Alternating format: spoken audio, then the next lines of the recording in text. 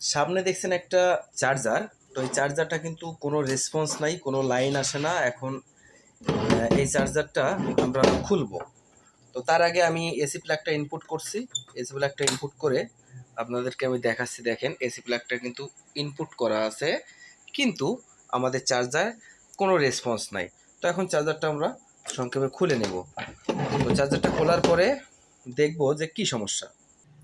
অবশেষে চার্জারটা আমরা খুললাম। খোলার পরে আমরা দেখব যে আমাদের চার্জারটা আসলে কি সমস্যা।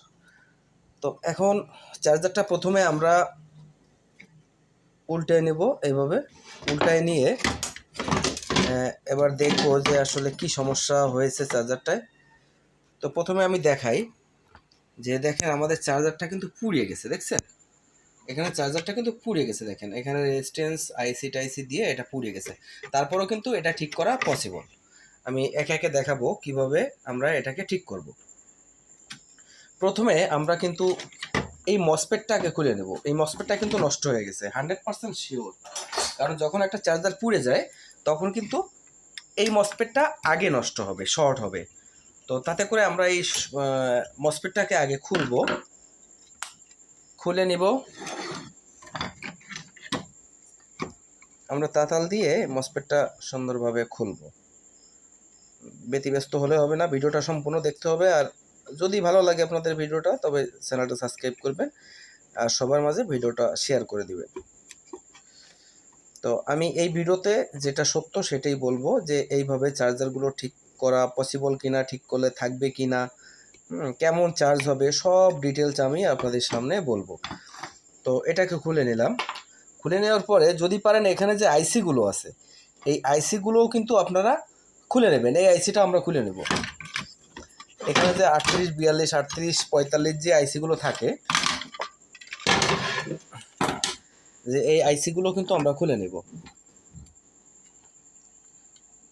সাকার হলে কাজটা করতে সুবিধা হয়, তারপরও আমরা আস্তে আস্তে খুলবো। এগুলো ব্যতিব্যস্ত হলে কাজ হবে না, খুব ধীরে সুস্থে কাজগুলো করতে হবে।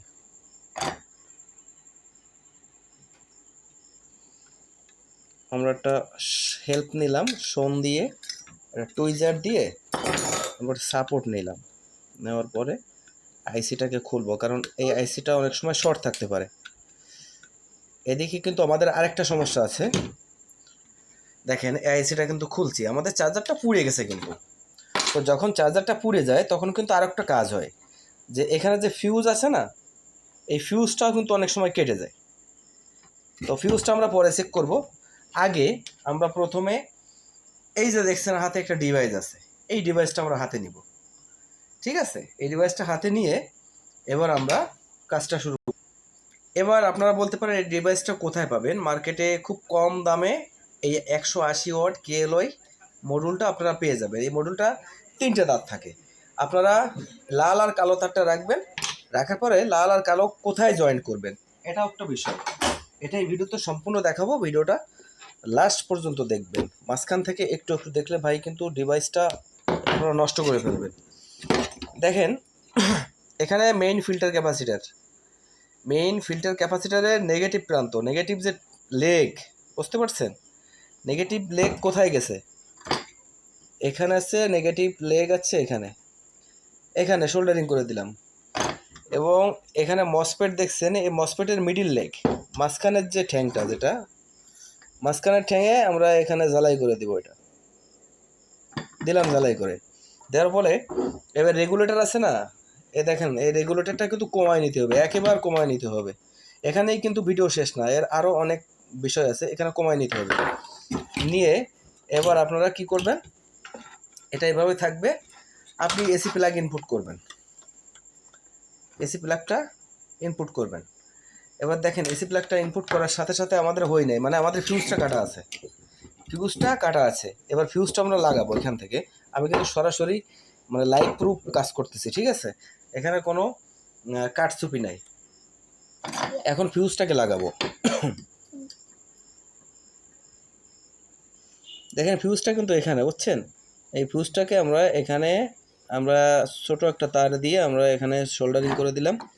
সোল্ডারিং করার পরে এবার আমরা কানেকশনটা দিয়ে দেখব আমাদের কাজটা হয়েছে কিনা। এই ফিউজটা কিন্তু কেটে যায় যখন চার্জারটা নষ্ট হয়ে যায়, তখন কিন্তু এই ফিউজটা এমনিতেই নষ্ট হয়ে যায়। তো এবার আমরা প্লাগটা ইনপুট করব, ইনপুট করে দেখব যে আমাদের কানেকশনটা আইছে কিনা। দেখেন আমাদের কিন্তু ডিভাইসটা সম্পূর্ণরূপে ওকে, দেখছেন সম্পূর্ণরূপে ওকে ডিভাইসটা, দেখেন এই যে। এখন আমি দেখি যে এখানে ভোল্টেজ আছে কিনা, এই মাথায় এখানে ভোল্টেজ আছে কিনা, আমরা একটু দেখতে পারি এখানে ভোল্টেজ আছে কিনা। এখানে ভোল্টেজ আসবে না, কারণ কি দেখেন এখানে ভোল্টেজ আসতে গেলে এখানে কিন্তু একটা লুজ পাচ্ছে, লুজ কন্ট্যাক্ট পাচ্ছে, এখানে একটা আলাদা প্রোটেকশন দেওয়া রয়েছে। এটি যখন ভোল্টেজ দিবেন, একটা রিলে সিস্টেম, যখন ভোল্টেজ দিবেন তখন এটাকে সুইচিং করবে, এটা সুইচিং করে কিন্তু তখন আপনার মানে চার্জারের আউটপুটের সাথে কানেকশন নেবে। এর আগে আপনি মাপ দিলে কিন্তু আউটপুটে ভোল্টেজ পাবেন না। যখন আপনি এখানে কানেকশনটা, এই কানেক্টরটা গুঁজে দিবেন, তখন কিন্তু অটো সুইচিং করবে, এখান থেকে সুইচিং করে চার্জারের সাথে সংযোগ করে নেবে। তো বন্ধুরা আশা করি বুঝতে পেরেছেন, এইভাবে কাজ করলে আপনারা সাকসেস হবেন। তবে এর একটা কাহিনী বলি, আপনি কেওলাই মডিউল লাগালে কিন্তু আগের মতো পারফরমেন্স পাবেন না, মানে আগের মতো চার্জ হবে না, একটু স্লো হয়ে যাবে, চার্জটা স্লো হয়ে যাবে।